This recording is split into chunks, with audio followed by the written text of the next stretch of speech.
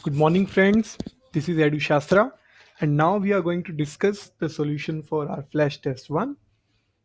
Here, the questions were related to the critical reasoning. Critical reasoning may have different types of questions. The questions may be related to find the conclusion for the argument, or strengthening the argument, or weakening the argument, and likewise. Now, the overall way to solve such questions is to read the argument properly, understand it, and then summarize in your mind. And then start by eliminating the choices one by one. And finally, we will reach to our answer. Now let's see how do we do it. Starting with question number 1. A new diagnostic test has been developed to assess the suitability of the candidates for the job. It says that a new test has been developed to check whether the candidates are suitable for the job or not. Further, it says if the test is unable to assess the candidate, it doesn't comment on the suitability of the candidate. It says if the test doesn't give any result, is unable to assess the candidate, then the test does not say anything about the candidate, whether the candidate is suitable or not. So it says that the test has been developed to assess the suitability, and if the test doesn't assess, then it doesn't comment anything on the suitability. It just shows that the test has failed to show whether the candidate is suitable or not. So it says that if the test doesn't show any result, then it doesn't tell anything whether the candidate is suitable or not. However, some recruiters don't hire some candidates in case the test doesn't show any result. Still, it says there is a problem. Some recruiters do not hire some candidates. Why? Just because the test didn't show any result. So, the overall argument means to say that the test has been developed to find the suitability of the candidates, and if the test doesn't give any result, then it doesn't comment anything whether the candidate is suitable or not. Still, some recruiters do not hire some applicants in case the test doesn't show any result. Now, the question asks which of the following conclusions can most properly be drawn from the information above? So, what can be the conclusion? The conclusion can be that the recruiters, while using the diagnostic test, do not behave fairly with the applicants. They do not hire the applicants when the test doesn't show any result. So this treatment is not fair with the applicants, with the candidates. Now let's check which of the option says this. Option A, most candidates whose results are not shown by the test are actually unsuitable. It says that some students, some candidates whose results is not shown by the test, they are not suitable. This is actually wrong, actually unsuitable. We never talked in the argument. So because it has been mentioned that the students are actually unsuitable, this option is eliminated. Now coming to option B, diagnostic tests should not be used by the recruiters while selecting the candidates. It says that the diagnostic test should not be used by recruiters. We never talked in the argument that the diagnostic test should not be used by the recruiters. That is why this option will be eliminated. Option C, the fact that the test doesn't show any result proves unfair to the candidates sometimes. This says that the test doesn't show any result. This fact proves unfair to the candidate sometimes. This is what we said in the argument that the recruiters do not hire some applicants in case the test doesn't show any result. So this brings unfair treatment to the candidate sometimes. So C can be our answer. We'll keep it on hold. Coming to option D, the diagnostic test showing that the candidate is unsuitable can sometimes be mistaken. It says that the diagnostic test is showing that the candidate is unsuitable. So that can be mistaken sometimes. This is completely irrelevant because in the argument we just talked about the situation where the test doesn't give any result. Here option D talks about the candidate giving result which will be mistaken. So option D will be eliminated. Coming to our option E, some recruiters have refused to consider the results of the diagnostic test while selecting the candidates. This option says that some recruiters refuse to take the test results while selecting the candidates. So this is again irrelevant because we never talked in the argument that the recruiters refuse to use the results. So option E is again irrelevant and will be eliminated. We are left with just one option, option number C. So C is our answer. Coming to question number 2, a pharmaceutical company developed a new diuretic reported to cause fewer side effects than their old diuretic, which was still being manufactured. So, this says that the company has developed the new drug which has lesser side effects than the old drug. So, it says that new drug, better drug, less side effects than the old drug. During the first year that both were sold, the earlier medication far outsold the new one. It says in the first year, the new drug wasn't sold much, but the earlier drug was sold in more number than the new drug. So it says that the earlier medication outsold the new one. I, the manufacturer thus concluded that reducing side effects was not the customer's primary consideration. So, because of this, that the old drug is still bought by the consumers, the manufacturer concludes that side effect was not the customer primary consideration. So overall, we discussed that a new drug was discovered which was better than the old drug, but still the old drug was sold more. That is why the manufacturer believes that the consumer primary consideration is not reducing side effects. The question asks which of the following, if true, would most seriously weaken the manufacturer conclusion. So we have to find a statement which weakens a conclusion. The conclusion is that the manufacturer believes that customer primary consideration is not reducing side effects. How can this be weakened? Think this can be weakened when the reason why the old drug is still bought by the consumer is understood. Why will the consumers buy the old drug? They will buy the old drug if they trust the old drug, if they believe that the old drug is better than the new drug in terms of safety, when they believe that the old drug is better than the new drug in some other terms as well. So now let's discuss which of the option says this. Option A, both hospitals and patients buy diuretics from this pharmaceutical company. This option says that both hospitals and patients buy the drugs from this company. This is not at all relevant from the argument point of view, so this is eliminated. Option B, many customers consider older medications a better safety risk than the new ones. Here, this option talks that the old drug is a better safety risk than the new one. This is what the customer believes. The customer believes that the older drug is safer than the new drug. That is why they buy the old drug and not the new drug. This can be our answer. Coming to option C, many customers consider old medications a better safety risk than the new ones since more is usually known about the safety of the earlier drugs. Now, C option talks everything what is there in B option, but it further says that more is usually known about the safety of the earlier drug. So it says that the customers know more about the old drug. That is why they believe that the old drug is better safety risk than the new one. So option C can be our answer.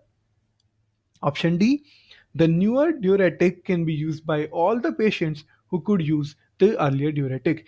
This option says that the new drug can be used by everybody. So this is not what is weakening the argument. That is why D option will be eliminated. Coming to our last option, there was no significant difference in the price between the newer diuretic and the earlier diuretic. It says that there was no difference in price. We never talked about the price in the argument. That is why option E is irrelevant and will be eliminated. Option B and C are the choices we are left with. And if we compare option B and option C, C is a better answer, more relevant than B, because it says that the customers know more about the old drug. So option B will be eliminated. Option C is our answer. Coming to question number 3. Generally, marine biologists enter their field with the goal of doing important new research. So it says that the marine biologists enter their field. Why? Because they have the goal of doing new research.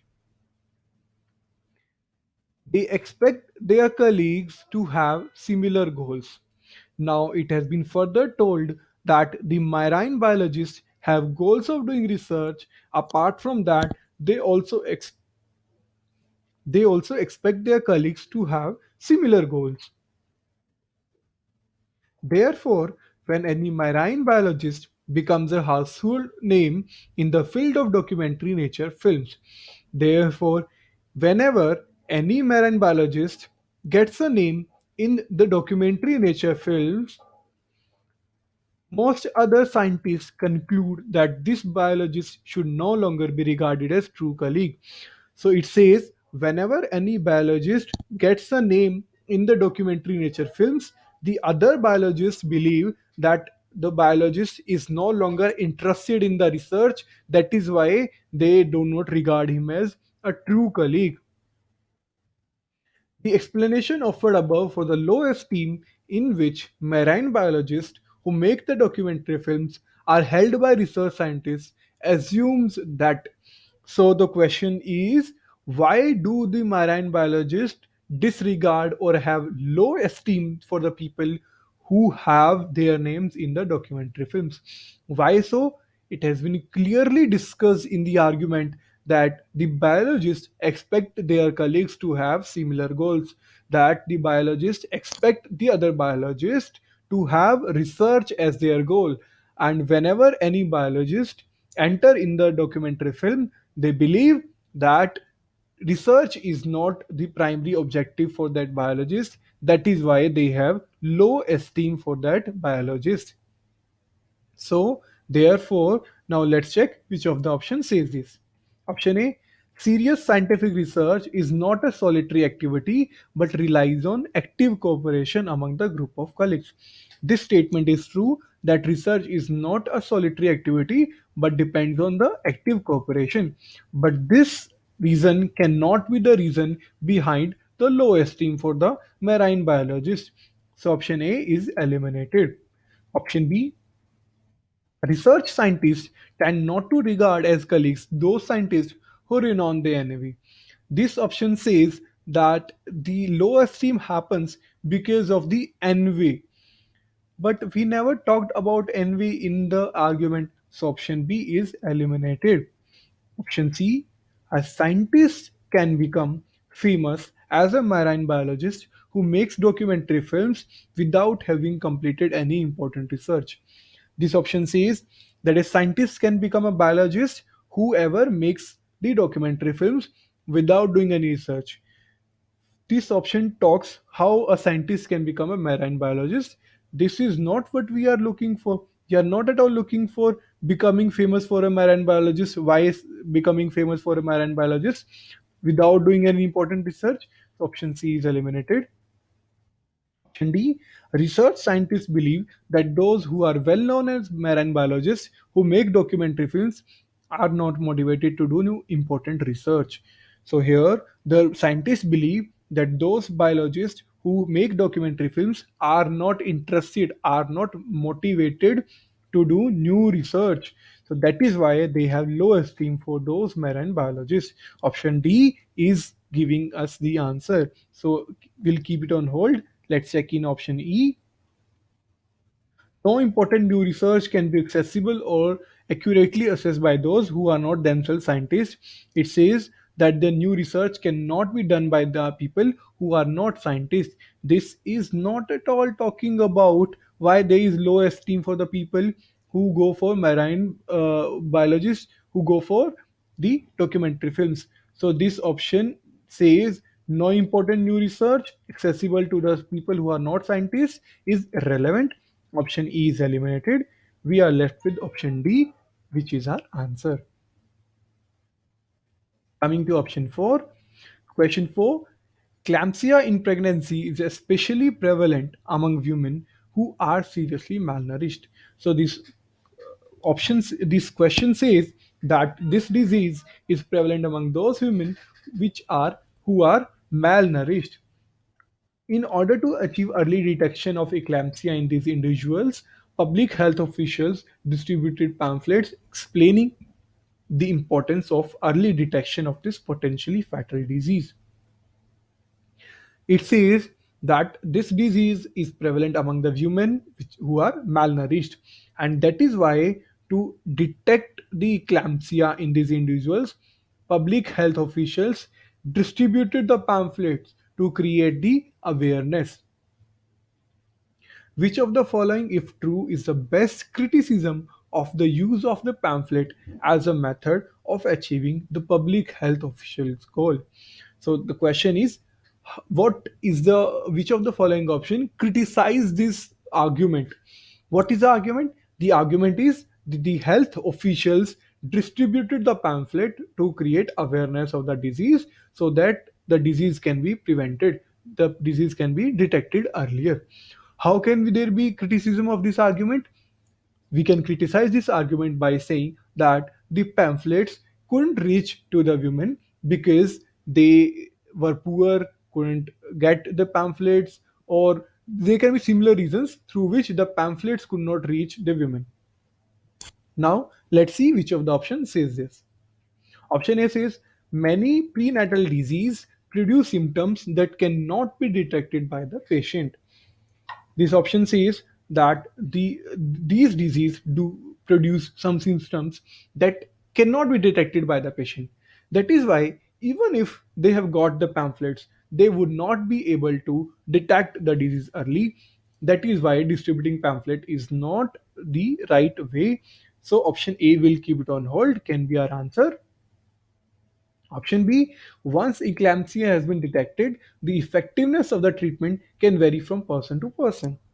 Option B talks about the effectiveness of the treatment, which can vary from the person to person. This is not criticizing the argument, so option B is eliminated.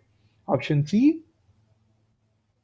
the pamphlet was sent to all the town residents, including those individuals who are not pregnant. This option says that the pamphlet was distributed to everybody. This option is not criticizing the pamphlet distribution issue. So this is good that everybody got the pamphlet. So this is not at all criticizing the argument. Option C is eliminated. Option D, eclampsia is much more common in very young and very old mothers rather than in those at the height of their productive years. So this option says that this disease is common in very young and very old mothers. But how this can be criticizing the pamphlet distribution? This is completely irrelevant. So option D is irrelevant, will be eliminated. Option E, pregnant women who are seriously malnourished are often homeless and thus unlikely to receive and read the pamphlet.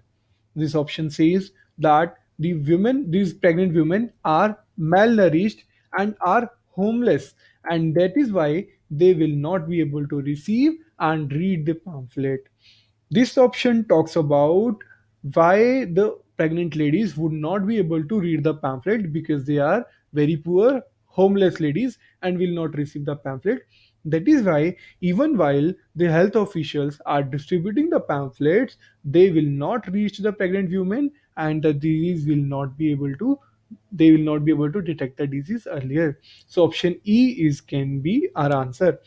Comparing option A and E, we find E is more relevant, which is talking about the pamphlet's distribution. So E will be our answer, A will be eliminated. Coming to the last question, in 1990, the treatment for a rare disease was invented finally after a number of experiments. It says that the treatment was invented for a rare disease in 1990. The treatment was in the form of injections. So in 1990, the treatment which was invented was in the form of injections. The treatment was used majorly by the adults who were facing the risk of catching the disease. This option says that the treatment, which was discovered in the form of injections, was taken majorly by the adults who were facing the risk. So, the treatment was taken by adults majorly. Later in 2000, the immunity against the disease could be provided to the children through oral drops. So, later on in 2000, oral drops were also invented. So in 1990, the treatment was in the form of injections. In 2000, it was discovered in the form of oral drops. The children are more prone to catch the rare disease. It says that the children are very much prone to catch this disease. The doctors believe that to stop the rare disease from spreading, the oral drops should be made widely available. So, here the doctors believe that to stop the disease, the oral drops should be widely available to everybody. Now, the overall argument says that initially the treatment was in the form of injections and was taken majorly by the adults. Later on, it was discovered in the form of oral drops, and doctors believe that the disease can be stopped if it is made widely available. Now, the question is which of the following, if true, most strengthens the argument? Which of the true following will strengthen the argument? Argument is that now the treatment is available in the form of oral drops. That is why the oral drops should be made widely available. Why would the disease will be stopped in case the oral drops are made available? Because oral drops are taken by the children mostly who are rare, who are very prone to catch the rare disease. Initially, it was in the form of injections, which was taken by the adults, but not by the children. The children will take the treatment only when it is available in the form of oral drops. That is why the oral drops will be made widely available. Now, let's check which of the options says this. Option A, if a person gets both the injection and the oral drop, they do not create any problem. This option says that if a person gets both the treatment, then they will not create any problem.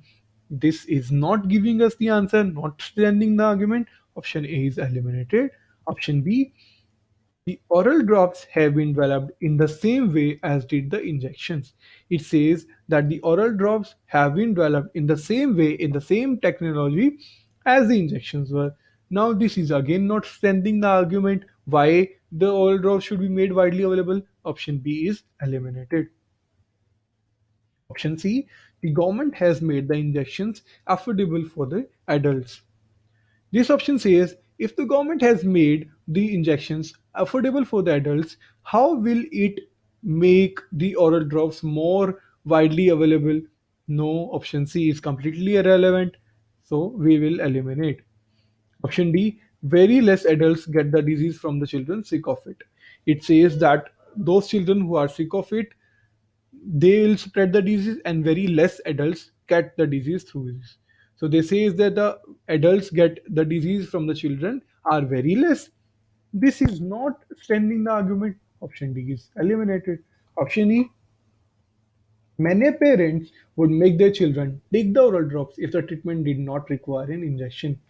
This option says that the children will take the oral drops. The parents would make their children take the oral drops if the treatment did not require an injection. Agar treatment do not require any injection. So this is what we were looking for. Since the parents will give more oral drops to the children, then the disease can be prevented, and not they would not have done it had it been in the form of injection. That is why option E is our answer. Now we have discussed the solutions of all the 5 questions. We will see you in another flash test. For more information, you can contact Edusha.